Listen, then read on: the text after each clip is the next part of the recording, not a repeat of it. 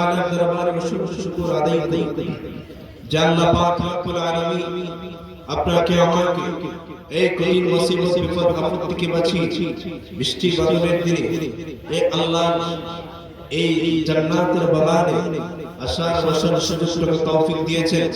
আমরা শুকরিয়া সকলে পড়ে আলহামদুলিল্লাহ।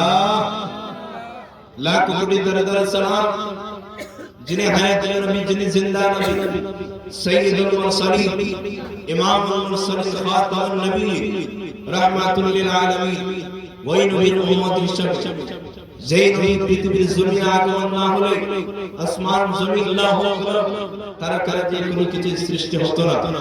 এমন একজন নবীর উম্মত হিসেবে আল্লাহ পাক রব্বুল আলামিন আপনাকে আমাকে কবুল করেছেন, যিনি হযরত মুহাম্মদুর রাসূলুল্লাহ সাল্লাল্লাহু আলাইহি ওয়াসাল্লাম, যিনি হচ্ছেন সর্বশ্রেষ্ঠ নবী, সর্বশ্রেষ্ঠ নবী।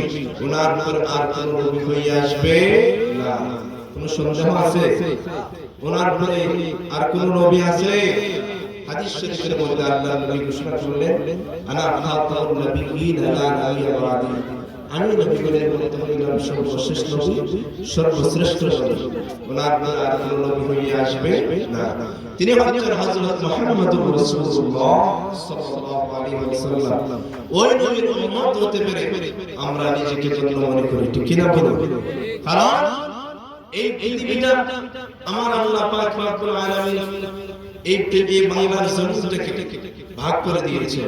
যেমন আমাদের এই বাংলাদেশের মধ্যে আল্লাহ পাক রব্বুল আলামিন নবী রাসূল পাঠান নাই, আউলিয়া কেরামের মাধ্যমে আউলিয়া কেরামের পদ্ধতি ধরে এই বাংলাদেশ দিন ইসলামের পতাকা উড়িয়ে কালিমার পতাকা উড়িয়ে তারা ঘরের মধ্যে এই দেশে হক্কানি রব্বানি উলামায়ে মাশাইখ আল্লাহর ওলিগণ মুহাক্কিকগণ বুজুর্গানি দ্বীন তারা এই দিন ইসলামের প্রচার প্রচারণা করে গিয়েছে, ঠিক কি না?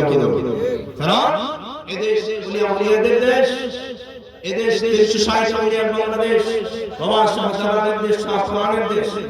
এই শাহজালাল শাহজালালের দেশের মানুষের ঈমানের তেজস্ব, তারা থাকবে ঈমানের চেহারা, নূরানি চেহারা, তাদের অন্তরের মধ্যে আল্লাহ ও তার রাসূলের প্রেম মহব্বত ভালোবাসা, ঠিক কি না?